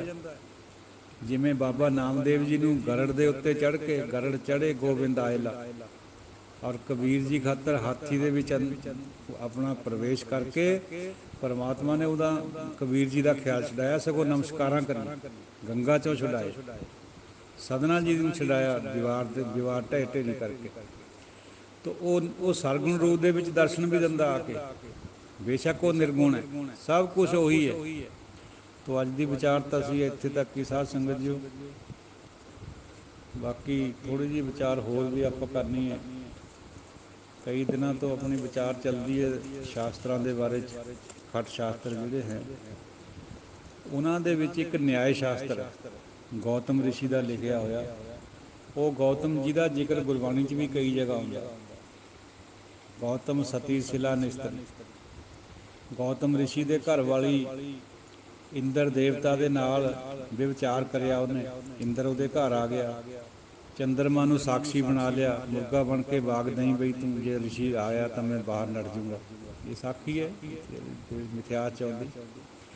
ਫਿਰ ਉਹਨੇ ਸ਼ਰਾਪ ਦੇ ਦਿੱਤਾ ਸੀ ਆਪਣੀ ਇਸਤਰੀ ਨੂੰ, ਉਹ ਫਿਰ ਸਤੀ ਬਣ ਗਈ, ਔਰ ਰਾਮ ਚੰਦਰ ਜੀ ਦੀ ਚਰਨ ਛੂਹ ਦੇ ਨਾਲ ਉਹ ਦੁਬਾਰਾ ਜਿਉਂਦੀ ਹੋਈ। ਇਹ ਮਿਥਿਆਸ ਹੈ ਇਸ ਤਰ੍ਹਾਂ ਦਾ। ਤੋ ਇਹੀ ਜਿਹੜੇ ਰਿਸ਼ੀ ਹੈਗੇ ਆ ਗੌਤਮ, ਇਹਨਾਂ ਦਾ ਦੂਜਾ ਨਾਮ ਅਕਸਪਾਤ ਵੀ ਹੈ। ਇਹਨਾਂ ਨੇ ਇੱਕ ਸ਼ਾਸਤਰ ਲਿਖਿਆ ਜਿਹੜਾ ਕਿ ਤਰਕ ਦੇ ਉੱਤੇ ਨਿਰਭਰ ਕਰਦਾ ਸਾਰਾ ਹੀ, ਔਰ ਇਹਨੂੰ ਪ੍ਰਮਾਣ ਸ਼ਾਸਤਰ ਵੀ ਕਹਿੰਦੇ। ਪ੍ਰਮਾਣ ਸ਼ਾਸਤਰ ਜਾਂ ਪ੍ਰਮਾਣ ਦਰਸ਼ਨ, ਜਿਵੇਂ ਸਾਇੰਸ ਅੱਜ ਕੱਲ੍ਹ ਕਹਿੰਦੀ ਹੈ ਨਾ ਵੀ ਪਹਿਲਾਂ ਪ੍ਰਮਾਣ ਲਓ ਫਿਰ ਉਹਨੂੰ ਮੰਨੋ ਗੱਲ ਨੂੰ, ਪਹਿਲਾਂ ਉਹਨੂੰ ਪ੍ਰੂਵ ਕਰੋ। ਹਾਲਾਂਕਿ ਧਾਰਮਿਕ ਨਿਸ਼ਚਾ ਐਸਾ ਨਹੀਂ ਹੈ ਸਾਧ ਸੰਗਤ। ਧਾਰਮਿਕ ਜਗਤ ਦੇ ਵਿੱਚ ਪਹਿਲਾਂ ਮੰਨ ਲਓ, ਬਾਅਦ ਵਿੱਚ ਆਪੇ ਸਮਝ ਆ ਜਾਊਗੀ ਵੀ ਇਹਦਾ ਮਤਲਬ ਕਿਆ ਹੈ। ਕਿਵੇਂ ਸਵਾਮੀ ਵਿਵੇਕਾਨੰਦ ਜੀ ਨੂੰ ਇੱਕ ਵਾਰ ਕੁਐਸਚਨ ਕਰਿਆ ਸੀ ਕਿਸੇ ਨੇ ਵੀ ਧਾਰਮਿਕ ਅੰਧ ਵਿਸ਼ਵਾਸ ਦੀ ਲੋੜ ਹੈ। ਉਹ ਕਹਿੰਦੇ ਬਿਲਕੁਲ ਹੈ। ਬੱਚਾ ਮੰਮੀ ਡੈਡੀ ਕਹਿਣਾ ਸਿੱਖ ਜਾਂਦਾ ਹੈ ਛੋਟਾ ਜਿਹਾ ਹੁੰਦਾ ਹੀ, ਕਈ ਸਾਲ ਕਹਿੰਦਾ ਰਹਿੰਦਾ, ਸਮਝ ਉਹਨੂੰ ਆਉਂਦੀ ਹੈ ਬੜਾ ਹੋਏ ਤੋਂ, 10 15 20 ਸਾਲ ਦਾ ਹੋਏ ਤੋਂ ਬਾਅਦ ਵਿੱਚ ਵੀ ਮੰਮੀ ਡੈਡੀ ਦਾ ਮਤਲਬ ਕਿਆ ਹੈ। ਐਸੇ ਤਰੀਕੇ ਨਾਲ ਅੰਧ ਵਿਸ਼ਵਾਸ ਦੇ ਵਿੱਚ ਮੰਨ ਲਓ ਗੁਰੂ ਨੂੰ, ਪਰ ਜਿਹਨੂੰ ਆਪਾਂ ਮੰਨੀਏ ਉਹ ਬਲਾਈਂਡ ਨਾ ਹੋਵੇ। ਬਲਾਈਂਡ ਫੇਥ ਦੀ ਲੋੜ ਹੈ ਧਾਰਮਿਕ ਜਗਤ ਵਿੱਚ, ਪਰ ਜਿਹਨੂੰ ਮੰਨੀਏ ਉਹ ਬਲਾਈਂਡ ਨਾ ਹੋਵੇ, ਉਹਨੇ ਆਪੇ ਕੱਢ ਲੈਣਾ ਸਾਨੂੰ ਬਾਹਰ। ਸੋ ਧਾਰਮਿਕ ਜਗਤ ਦਾ ਨਿਸ਼ਚਾ ਹੋਰ ਹੈ, ਸਾਇੰਸ ਦੇ ਨਿਸ਼ਚੇ ਹੋਰ ਹੈ।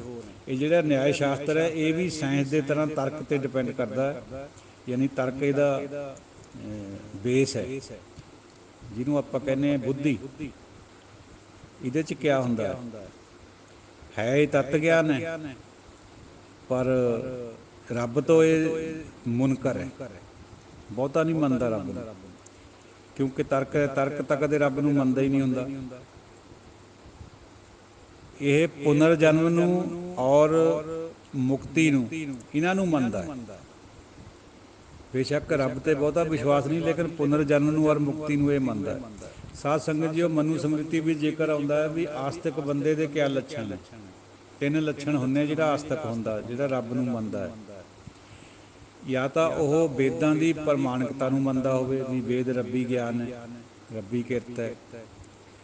ਜਾਂ ਫਿਰ ਉਹ ਮੋਕਸ਼ ਨੂੰ ਮੰਨਦਾ ਹੋਵੇ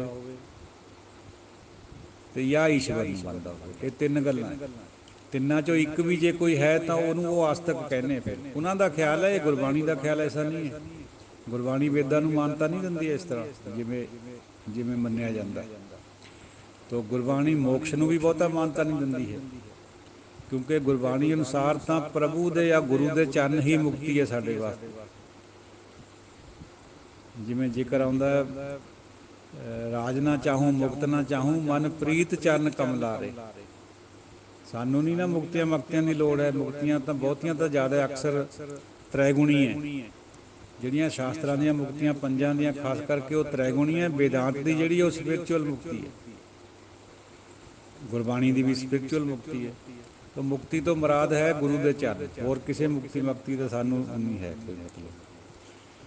ਹੁਣ ਇਹ ਜਿਹੜਾ ਨਿਆਏ ਸ਼ਾਸਤਰ ਹੈ, ਇਹ ਕਹਿੰਦਾ ਹੈ ਵੀ ਜਿਹੜਾ ਅਨੁਭਵੀ ਗਿਆਨ ਹੈ, ਤੱਤ ਹੈ, ਉਹਨੂੰ ਫੋਲੋ ਕਰੋ। ਉਹ ਕਹਿੰਦਾ ਵੀ ਇਹ ਦੋ ਕਿਸਮ ਦਾ, ਇੱਕ ਪਰਮਾ ਇੱਕ ਅਪਰਮਾ। ਪਰਮਾ ਹੁੰਦਾ ਜਿਵੇਂ ਸੱਪ ਨੂੰ ਦੇਖਿਆ ਕਿਸੇ ਨੇ, ਉਹਨੂੰ ਅਨੁਭਵ ਹੋ ਗਿਆ ਵੀ ਸੱਪ ਅਜਿਹਾ ਹੁੰਦਾ, ਇਹ ਐਬਸੋਲਿਊਟ ਗਿਆਨ ਹੈ, ਇਹ 'ਚ ਖੋਟ ਨਹੀਂ ਹੈ।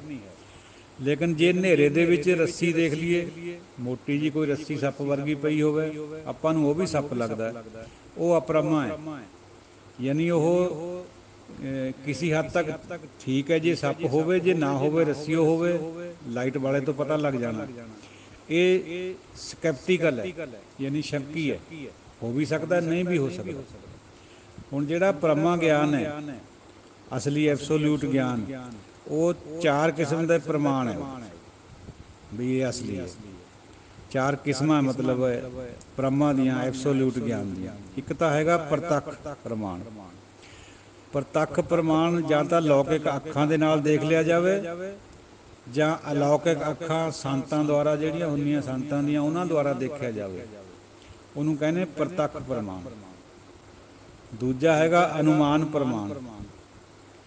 ਅਨੁਮਾਨ ਪ੍ਰਮਾਣ ਤੋਂ ਮਤਲਬ ਹੈ ਸਾਧ ਸੰਗਤ ਜੀਓ ਬਈ ਬੱਦਲ ਨੂੰ ਦੇਖ ਕੇ ਵਰਖਾ ਦਾ ਅੰਦਾਜ਼ਾ ਲਾਉਣਾ, ਜਾਂ ਧੂਏ ਨੂੰ ਦੇਖ ਕੇ ਅੱਗ ਦਾ ਅਨੁਮਾਨ ਲਾ ਲੈਣਾ, ਇਹ ਹੈਗਾ ਅਨੁਮਾਨ ਪ੍ਰਮਾਣ।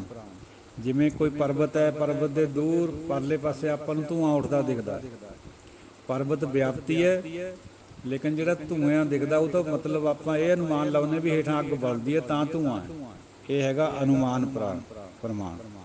ਤੀਜਾ ਹੁੰਦਾ ਉਪਮਾਨ ਪ੍ਰਮਾਣ। ਉਪਮਾਨ ਪ੍ਰਮਾਣ ਇਹ ਹੁੰਦਾ ਹੈ ਵੀ ਪਹਿਲਾਂ ਕੋਈ ਚੀਜ਼ ਆਪਾਂ ਨੇ ਦੇਖੀ ਹੋਈ ਹੈ, ਮਿਟੀ ਹੋਈ ਹੈ, ਉਹਦੇ ਲੱਛਣ ਜਾਣਦੇ ਹਾਂ, ਉਹਦੇ ਕਰਕੇ ਆਪਾਂ ਅਨੁਮਾਨ ਲਾ ਲੈਂਦੇ। ਜਿਵੇਂ ਕੋਈ ਬੰਦਾ ਜੰਗਲ ਨੂੰ ਜਾ ਰਿਹਾ, ਦੂਜੇ ਬੰਦੇ ਨੇ ਉਹਨੂੰ ਦੱਸ ਦਿੱਤਾ ਵੀ ਨੀਲ ਗਾਏ ਇਹੀ ਗਾਂ ਵਰਗੀ ਹੁੰਦੀ ਹੈ, ਇਹ ਉਹਦੇ ਲੱਛਣ ਹੁੰਦੇ ਨੇ, ਅਤੇ ਉਹ ਜੰਗਲ ਵਿੱਚ ਗਿਆ, ਉਹਨੇ ਅਸਲ ਵਿੱਚ ਉਹ ਦੇਖ ਲਈ ਨੀਲ ਗਾਏ, ਫਿਰ ਸਮਝਿਆ ਵੀ ਇਹੀ ਲੱਛਣ ਦੱਸੇ ਸੀ ਵੀ ਇਹ ਨੀਲ ਗਾਏ ਹੈ, ਤਾਂ ਉਹ ਤੋਂ ਵੀ ਕੁਛ ਨਾ ਕੁਛ ਅਨੁਮਾਨ ਲੱਗ ਜਾਂਦਾ। ਚੌਥਾ ਹੁੰਦਾ ਆਪਤ ਗਿਆਨ ਜਾਂ ਪ੍ਰਮਾਣ।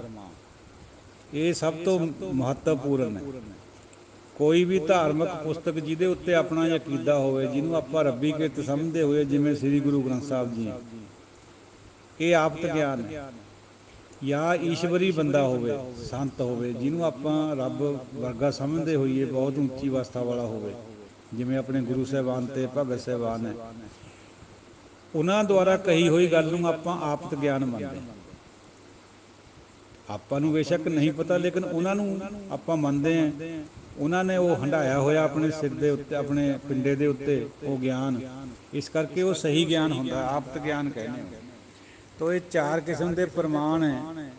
ਜੇ ਆਪਾਂ ਨਿਸ਼ਚਾ ਕਰਨਾ ਹੋਵੇ ਵੀ ਆਹ ਚੀਜ਼ ਤੱਤ ਹੈ ਜਾਂ ਨਹੀਂ ਹੈ, ਇਹ ਬੇਸ ਹੈ ਇਸ ਤੱਤ ਗਿਆਨ ਦਾ।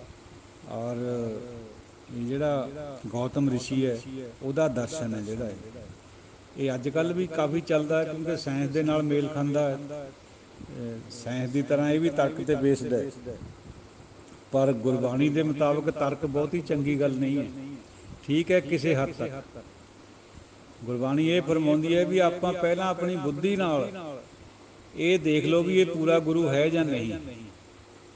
ਜੇ ਪਤਾ ਲੱਗ ਗਿਆ ਵੀ ਪੂਰਾ ਗੁਰੂ ਹੈ, ਫਿਰ ਬੁੱਧੀ ਨੂੰ ਪਾਸੇ ਸਿੱਟ ਦਿਓ, ਫਿਰ ਬਲਾਈਂਡ ਫੇਥ ਹੋ ਜਾਓ, ਬਲਾਈਂਡ ਫੇਥਰ ਹੋ ਜਾਓ, ਉਹਦੇ 'ਚ ਵਿਸ਼ਵਾਸ ਕਰ ਲਓ। ਬਿਲਕੁਲ ਇਸੇ ਭਾਵਨਾ ਦੇ ਤਹਿਤ ਆਪਾਂ ਗੁਰਬਾਣੀ 'ਤੇ ਵਿਸ਼ਵਾਸ ਕਰਦੇ ਹਾਂ, ਕਿਉਂਕਿ ਗੁਰੂ ਸਾਹਿਬ ਨੇ ਐਸਾ ਕਰਕੇ ਦਿਖਾਇਆ ਹੋਇਆ। ਗੁਰੂ ਸਾਹਿਬ ਖੁਦ ਚੌਰ ਕਰਦੇ ਰਹੇ, ਚੌਰ ਬਰਦਾਰ ਬਣ ਕੇ, ਸੇਵਕ ਬਣ ਕੇ ਗੁਰਬਾਣੀ ਨੂੰ, ਔਰ ਆਪ ਹੇਠਾਂ ਸੌਂਦੇ ਰਹੇ ਕੋਠਾ ਸਾਹਿਬ ਦੇ ਵਿੱਚ, ਸੁਖਾਸਣ ਉੱਪਰ ਪਲੰਘ ਦੇ ਉੱਪਰ ਗੁਰਬਾਣੀ ਦਾ ਕਰਾਇਆ ਜਾਂਦਾ। ਹੁਣ ਵੀ ਉਸ ਤਰ੍ਹਾਂ ਹੀ ਹੇਠਾਂ ਇੱਕ ਚਿੱਟੀ ਚਾਦਰ ਵਿਛਾਈ ਜਾਂਦੀ ਹੈ, ਉਹੀ ਸਿੰਬਲ ਹੈ। ਤਾਂ ਉਹਨਾਂ ਨੇ ਸਾਨੂੰ ਇਹ ਕਰਕੇ ਦਿਖਾਇਆ ਵੀ ਜਿਹੜਾ ਗੁਰਬਾਣੀ ਹੈ ਇਹ ਗੁਰੂ ਹੈ, ਇਹ ਸਭ ਤੋਂ ਵੱਡਾ ਹੈ। ਇਸ ਕਰਕੇ ਇਹਨੂੰ ਸਤਿਕਾਰ, ਔਰ ਇਸੇ ਨੂੰ ਸਤਿਕਾਰ ਦੇਣਾ, ਇਸੇ ਨੂੰ ਪੂਜਣਾ। ਜਦ ਗੁਰੂ ਸਾਹਿਬ ਨੇ ਕਰਿਆ ਤਾਂ ਸਾਡੇ ਵਾਸਤੇ ਵੀ ਇਹ ਫਰਜ਼ ਹੈ ਸਾਡਾ, ਇਸੇ ਕਰਕੇ ਆਪਾਂ ਕਰਦੇ ਹਾਂ। ਹਾਲਾਂਕਿ ਆਪਾਂ ਨੂੰ ਸੋਝੀ ਤਾਂ ਹੈ ਨਹੀਂ ਵੀ ਗੁਰਬਾਣੀ ਕਿਵੇਂ ਹੈ, ਗੁਰੂ ਮੱਥਾ ਹੀ ਟੇਕਦੇ ਆਮ ਤੌਰ ਪਰ ਜ਼ਿਆਦਾ ਲੋਕ। ਜਿਹਨੂੰ ਵਿੱਚ ਦੀ ਗੱਲ ਸਮਝ ਆ ਗਈ, ਬੁੱਝਣਾ ਆ ਗਿਆ, ਗੁਰੂ ਨੇ ਬਖਸ਼ਿਸ਼ ਕਰ ਦਿੱਤੀ, ਉਹਨੂੰ ਫਿਰ ਪਤਾ ਲੱਗ ਜਾਂਦਾ ਵੀ ਗੁਰੂ ਸਾਹਿਬ ਕਾਹਤੇ ਇਸ ਤਰ੍ਹਾਂ ਕਰਦੇ ਸੀ, ਆਪ ਤੋਂ ਬੜਾ ਕਿਉਂ ਕਰਿਆ ਉਹਨਾਂ ਨੇ। ਅੱਜ ਕੱਲ੍ਹ ਦੇਖ ਹੀ ਰਹੇ ਆਪਾਂ, ਜਗ੍ਹਾ ਜਗ੍ਹਾ ਝਗੜੇ ਹਉਮੈ ਦੇ, ਆਪਣੇ ਆਪੇ ਦੇ। ਕੋਈ ਵੀ ਲੀਡਰ ਆਪਣੇ ਆਪ ਨੂੰ ਸੁਪਰੀਮ ਸਾਬਤ ਕਰਨ ਖਾਤਰ ਦੂਜਿਆਂ ਦੀਆਂ ਸਭ ਦੀਆਂ ਬਲੀਆਂ ਦਿੰਦਾ, ਧੱਕੇ ਮਾਰਦਾ ਹੈ, ਆਪਣੇ ਚਮਚਿਆਂ ਨੂੰ ਆਪਣੇ ਕੋਲ ਲਿਆਉਂਦਾ ਹੈ। ਸਾਰੇ ਲੀਡਰ ਐਸਾ ਹੀ ਕਰ ਰਹੇ। ਕਿਸੇ ਪਾਰਟੀ ਦਾ ਲੀਡਰ ਦੇਖ ਲਓ, ਆਪਣੇ ਹੀ ਪੁੱਤਾਂ ਧੀਆਂ ਨੂੰ ਅੱਗੇ ਲਿਆ ਰਹੇ, ਪੁੱਤਰ ਮੋਹ 'ਚ ਫਸੇ ਹੋਏ ਆ। ਇਹਨਾਂ ਗੱਲਾਂ ਤੋਂ ਬਚਾਉਣ ਖਾਤਰ ਹੀ ਗੁਰੂ ਸਾਹਿਬ ਦਾ ਉਪਰਾਲਾ ਸੀਗਾ ਵੀ ਸਭ ਦਾ ਸਾਂਝਾ ਗੁਰੂ ਇੱਕ ਹੋਵੇ, ਜਿਹਨੂੰ ਕੋਈ ਲੋਭ ਲਾਲਚ ਕਾਮ ਕ੍ਰੋਧ ਪੁੱਤਰ ਮੋਹ ਕੁਛ ਨਾ ਹੋਵੇ। ਤਾਂ ਗੁਰਬਾਣੀ 'ਚ ਉਹ ਕੁਛ ਹੈ ਹੀ ਨਹੀਂ ਇਸ ਤਰ੍ਹਾਂ ਦੀ ਗੱਲ। ਇਸੀ ਕਰਕੇ ਗੁਰੂ ਹੈ। ਇਹ ਆਪਤ ਗਿਆਨ ਹੈ। ਆਪਤ ਗਿਆਨ ਸੱਚਾ ਹੁੰਦਾ, ਐਬਸੋਲਿਊਟ ਹੁੰਦਾ, ਸਦਾ ਰਹਿਣ ਵਾਲਾ ਹੁੰਦਾ। ਬਾਕੀ ਗਿਆਨ ਕੱਚੇ ਹੁੰਦੇ ਆ। ਸਾਇੰਸ ਦਾ ਗਿਆਨ ਵੀ ਖਾਮ ਹੁੰਦਾ, ਕੱਚਾ ਹੁੰਦਾ। ਅੱਜ ਹੋਰ ਹੈ, ਕੱਲ੍ਹ ਨੂੰ ਨਵੀਂ ਥਿਊਰੀ ਆ ਜਾਂਦੀ ਹੈ। ਆਈਨਸਟਾਈਨ ਤੋਂ ਪਹਿਲਾਂ ਜੋ ਕੁਝ ਸਾਇੰਸਦਾਨ ਮੰਨਦੇ ਸੀਗੇ, ਉਹਦੇ ਥਿਊਰੀ ਤੋਂ ਬਾਅਦ, ਥਿਊਰੀ ਆਫ ਰਿਲੇਟਿਵਿਟੀ ਤੋਂ ਬਾਅਦ ਸਾਰੀ ਸਾਇੰਸ ਦਾ ਨਜ਼ਰੀਆ ਬਦਲ ਗਿਆ। 150 ਸਾਲ ਤੋਂ ਬਾਅਦ ਸਿਧਾਂਤ ਬਦਲ ਜਾਂਦੇ ਸਾਇੰਸ ਦੇ, ਨਵੀਂ ਖੋਜ ਹੋ ਜਾਂਦੀ ਹੈ, ਕਿਉਂਕਿ ਉਹ ਐਬਸੋਲਿਊਟ ਨਹੀਂ ਹੈ। ਤੋ ਜਿਹੜੇ ਗੁਰੂ ਸਾਹਿਬ ਹੈ, ਭਗਤ ਸਾਹਿਬਾਨ ਹੈ, ਜਿਹੜੀ ਉਹਨਾਂ ਦੀ ਸਿੱਖਿਆ ਉਹ ਐਬਸੋਲਿਊਟ ਹੈ, ਉਹ ਨਹੀਂ ਕਦੇ ਵੀ ਬਦਲਣੀ ਹੈ। ਇਹ ਗੱਲ ਜੁਦੀ ਹੈ ਵੀ ਸਾਡੀ ਸਮਝ ਵਿੱਚ ਉਹ ਆਈ ਹੋਈ ਕਿਵੇਂ ਹੈ।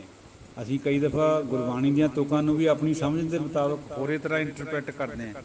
ਇੱਕਣ ਦੀ ਗੱਲ ਨਹੀਂ ਹੈ। ਇਹ ਸਾਡੀ ਬੁੱਧੀ ਦਾ ਕਸੂਰ ਹੈ, ਆਪਤ ਗਿਆਨ ਦਾ ਕੋਈ ਕਸੂਰ ਨਹੀਂ ਹੈ ਇਹਦੇ ਵਿੱਚ। ਇੱਕ ਦਫਾ ਸਾਡੇ ਪਿੰਡ ਦਾ ਸੀ ਇੱਕ ਗਿਆਨੀ ਵੀ ਨਹੀਂ ਸੀ ਵਿਚਾਰਾ, ਐਵੇਂ ਅੱਖਰ ਥੋੜ੍ਹੇ ਬਹੁਤੇ ਜੋੜ ਕੇ ਪੜ੍ਹਦਾ ਸੀਗਾ। ਸਕੂਲ ਤਾਂ ਉਹ ਗਿਆ ਨਹੀਂ ਸੀ, ਘਰ ਬੀੜ ਵੀ ਰੱਖੀ ਹੋਈ ਸੀ ਉਹਨਾਂ ਨੇ। ਉਹ ਇੱਕ ਦਿਨ ਕਹਿੰਦਾ ਜੀ, ਪ੍ਰਾਪਤ ਪੋਤਾ ਕਰਮ ਫਸਾਓ, ਤੂੰ ਦੇਵੇਂ ਮੰਗਤ ਜਨ ਚਾਓ। ਕਹਿੰਦਾ ਜੀ ਉਸੇ ਦਿਨ ਮੈਨੂੰ ਇਹ ਵਾਕ ਆਇਆ ਸਵੇਰੇ, ਫਿਰ ਸਵੇਰੇ ਜਾਂ ਇੱਕ ਦਿਨ ਪਹਿਲਾਂ ਵੀ ਫਿਰ ਮੇਰੇ ਪੋਤਾ ਜੰਮ ਗਿਆ।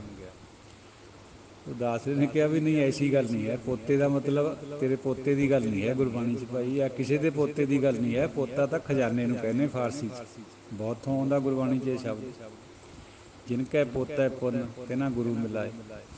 ਵੀ ਭਾਈ ਇਹ ਪੋਤਾ ਤਾਂ ਖਜ਼ਾਨੇ ਨੂੰ ਕਹਿੰਦੇ, ਨਾਮ ਦੇ ਨੂੰ, ਆਪਣੇ ਦੁਨਿਆਵੀ ਪੋਤਿਆਂ ਦੀ ਗੱਲ ਨਹੀਂ ਹੈ ਗੁਰਬਾਣੀ 'ਚ। ਇਸ ਤਰ੍ਹਾਂ ਆਪਾਂ ਆਪਣੀ ਬੁੱਧੀ ਨਾਲ ਲਾਉਂਦੇ ਹਾਂ ਗੱਲਾਂ, ਜਿੰਨੀ ਕੁ ਸਾਡੀ ਬੁੱਧੀ ਹੈ। ਪਰ ਇਸ ਕਰਕੇ ਆਪਾਂ ਤਬਲਾ ਖਾ ਸਕਦੇ ਹਾਂ, ਲੇਕਿਨ ਜਿਹੜਾ ਆਪਤ ਗਿਆਨ ਹੈ ਉਹ ਤਾਂ ਐਬਸੋਲਿਊਟ ਹੈ, ਉਹ ਸੱਚ ਹੈ, ਸਦਾ ਰਹਿਣ ਵਾਲਾ ਹੈ, ਉਹਦੇ 'ਚ ਕੋਈ ਖੋਟ ਨਹੀਂ ਹੈ। ਇਸੀ ਕਰਕੇ ਸਾਨੂੰ ਸਾਡੀ ਉਹਦੇ ਇਤਿਹਾਸ ਦਾ।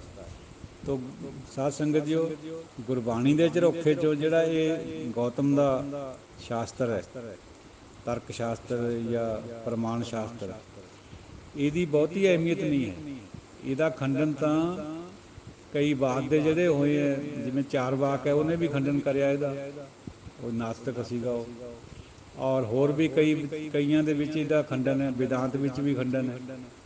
ਕਈ ਵਿਚਾਰਕਾਂ ਨੇ ਫਿਰ ਇਹਦਾ ਖੰਡਨ ਵੀ ਕਰਿਆ, ਕਿਉਂਕਿ ਧਾਰਮਿਕ ਜਗਤ ਹੋਰ ਹੈ, ਉਹਦੀਆਂ ਰਹੁ ਰੀਤਾਂ ਹੋਰ ਹੈ, ਸਾਇੰਸ ਦੀਆਂ ਹੋਰ ਹੈ। ਇਹ ਸਾਇੰਸ ਨਾਲ ਮੇਲ ਖਾਂਦਾ ਇਹ ਜਿਹੜਾ ਸ਼ਾਸਤਰ ਹੈ। ਚਲੋ ਇਹਦੀ ਵੀ ਥੋੜ੍ਹੀ ਜਿਹੀ ਵਿਚਾਰ ਆਪ ਜੀ ਦੇ ਨਾਲ ਸਾਂਝ ਪਾਈ ਹੈ। ਕਿੰਨੀ ਕੁ ਪਈ ਹੈ ਇਹ ਤਾਂ ਮਹਾਰਾਜ ਜਾਣਦਾ। ਇਹ ਤਾਂ ਬਹੁਤ ਬੜੇ ਬੜੇ ਸ਼ਾਸਤਰ ਹੈ, ਪਰ ਥੋੜ੍ਹੀ ਜਿਹੀ ਗੱਲ ਕਰੀਏ ਜਿੰਨੀ ਕੁ ਦੇ ਨਾਲ ਆਪਾਂ ਨੂੰ ਗੁਰਬਾਣੀ ਦੇ ਨਾਲ ਇਹਨੂੰ ਜੋੜ ਕੇ ਦੇਖਣਾ ਆਵੇ ਵੀ ਗੁਰਬਾਣੀ ਅਨੁਸਾਰ ਕਿਆ ਚੀਜ਼ ਹੈ, ਇਹ ਸੱਚ ਹੈ, ਝੂਠ ਹੈ, ਇਹਦੇ 'ਚੋਂ ਕਿਹੜੀ ਗੱਲ ਠੀਕ ਹੈ, ਕਿਹੜੀ ਨਹੀਂ। ਇੱਕ ਵਿਚਾਰ ਹੋਰ ਕਰਕੇ ਸਮਾਪਤੀ ਕਰੀਏ ਸਾਧ ਸੰਗਤ ਜੀ, ਕਿਉਂਕਿ ਇਹ ਜਿਹੜੀਆਂ ਬਾਤਾਂ ਹੈ ਥੋੜ੍ਹੀਆਂ ਜਿਹੀਆਂ ਗੂੜ੍ਹੀਆਂ ਹੁੰਦੀਆਂ, ਆਮ ਬੰਦੇ ਦੀ ਸਮਝ ਤੋਂ ਥੋੜ੍ਹੀਆਂ ਜਿਹੀਆਂ ਬਾਹਰ ਵੀ ਲੱਗਦੀਆਂ, ਪਰ ਬੰਦੇ ਨੂੰ ਜਿਹੜਾ ਇਤਿਹਾਸ ਹੈ ਉਹ ਬੜਾ ਵਧੀਆ ਲੱਗਦਾ। ਇਤਿਹਾਸ ਦੀ ਇੱਕ ਘਟਨਾ ਹੈ, ਉਹ ਇਹ ਹੈ, ਕਰੀਮ ਖਾਨ ਇੱਕ ਕਾਬਲ ਦਾ ਰਾਜਕੁਮਾਰ ਸੀ। ਉਹਦੇ ਚਾਚੇ ਨੇ ਉਹਦੀ ਸਾਰੀ ਫੈਮਿਲੀ ਮਾਰ ਮੁਕਾ ਕੇ ਆਪ ਰਾਜ ਕਾਇਮ ਕਰ ਲਿਆ। ਇਹ ਰਾਜਕੁਮਾਰ ਉੱਥੋਂ ਕਿਸੇ ਤਰ੍ਹਾਂ ਭੱਜਣ 'ਚ ਸਫਲ ਹੋ ਗਿਆ। ਕਰੀਮ ਖਾਨ ਲਾਹੌਰ ਵੱਲ ਆ ਗਿਆ। ਹੁਣ ਭੁੱਖ ਵੀ ਲੱਗੀ ਹੋਈ, ਪੇਟ ਦੀ ਅਗਨੀ। ਇੱਕ ਕਤੂਰਾ ਚੱਕ ਲਿਆ ਵੀ ਇਹਨੂੰ ਭੁੰਨ ਕੇ ਖਾਊਂਗਾ। ਅਜੇ ਚੱਕਿਆ ਹੀ ਸੀ ਉਹਨੇ, ਦੂਰ ਇੱਕ ਅੱਗ ਬਲਦੀ ਨਜ਼ਰ ਆਈ, ਧੂੰਆਂ ਨਿਕਲਦਾ। ਉੱਥੇ ਆ ਗਿਆ। ਉੱਥੇ ਗੁਰੂ ਦੇ ਸਿੱਖ ਖਿਚੜੀ ਬਣਾ ਰਹੇ ਸੀ, ਨਾਲੇ ਕੀਰਤਨ ਕਰ ਰਹੇ ਸੀ। ਉਹਨਾਂ ਨੂੰ ਦੱਸੀ ਆਪਣੀ ਬਿਰਥਾ ਵੀ ਮੈਂ ਕਤੂਰਾ ਭੁੰਨਣਾ ਚਾਹੁੰਦਾ ਹੈ। ਉਹ ਕਹਿੰਦੇ ਨਹੀਂ ਭਾਈ, ਇਹ ਠੀਕ ਨਹੀਂ ਹੈ, ਜੀਵ ਹੈ, ਤੂੰ ਬੈਠ, ਤੈਨੂੰ ਲੰਗਰ ਛਕਾਉਂਦੇ, ਖਿਚੜੀ ਤਿਆਰ ਹੋ ਰਹੀ ਹੈ। ਉਹਨਾਂ ਸਿੱਖਾਂ ਨੇ ਕਰੀਮ ਖਾਨ ਨੂੰ ਖਿਚੜੀ ਖਵਾਈ। ਚਲੋ ਉਹਨੂੰ ਤ੍ਰਿਪਤੀ ਹੋ ਗਈ। ਔਰ ਫਿਰ ਇਹ ਵੀ ਕਿਹਾ ਵੀ ਅਨੰਦਪੁਰ ਸਾਹਿਬ ਚਲੇ ਜਾਓ ਦਸ਼ਮੇਸ਼ ਜੀ ਦੇ ਕੋਲ, ਅਤੇ ਤੁਹਾਡਾ ਕੋਈ ਨਾ ਕੋਈ ਹੱਲ ਜ਼ਰੂਰ ਹੋਊਗਾ। ਕਿਉਂਕਿ ਉਹ ਮਾਲਕ ਸੀਗਾ ਅਸਲ 'ਚ ਤਾਕਤ ਦਾ, ਰਾਜਕੁਮਾਰ ਬਣਨਾ ਸੀ ਉਹਨੇ ਰਾਜਾ, ਪਰ ਚਾਚੇ ਨੇ ਹਥਿਆ ਲਿਆ ਸਾਰਾ ਨਿਜ਼ਾਮ। ਚਲੋ ਉਹ ਫਿਰ ਦਸ਼ਮੇਸ਼ ਜੀ ਕੋਲ ਆ ਗਿਆ ਅਨੰਦਪੁਰ ਸਾਹਿਬ। ਸ੍ਰੀ ਅਨੰਦਪੁਰ ਸਾਹਿਬ ਆ ਕੇ ਦਸ਼ਮੇਸ਼ ਜੀ ਨੂੰ ਆਪਣੀ ਸਾਰੀ ਬਿਰਥਾ ਦੱਸੀ ਉਹਨੇ ਵੀ ਮੈਂ ਇਸ ਤਰ੍ਹਾਂ ਦਾ ਰਾਜਕੁਮਾਰ ਹਾਂ, ਆਹ ਹਾਲ ਸਾਡਾ ਹੋਇਆ।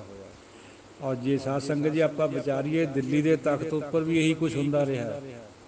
ਗੁਲਾਮ ਵੰਸ਼, ਤੁਗਲਕ ਵੰਸ਼, ਇਹ ਸਾਰੇ ਬਾਪ ਨੂੰ ਵੀ ਕੈਦ ਬਣਾ ਕੇ, ਕੈਦੀ ਬਣਾ ਕੇ ਰੱਖਦੇ। ਕਿਸੇ ਨੇ ਆਪਣਾ ਭਰਾ ਮਾਰਿਆ, ਕਿਸੇ ਨੇ ਚਾਚੇ ਨੇ ਭਤੀਜਾ ਮਾਰਿਆ, ਬਹੁਤ ਕੁਛ ਹੁੰਦਾ ਆਇਆ। ਇਤਿਹਾਸ ਪੜ੍ਹ ਕੇ ਪਤਾ ਚੱਲਦਾ।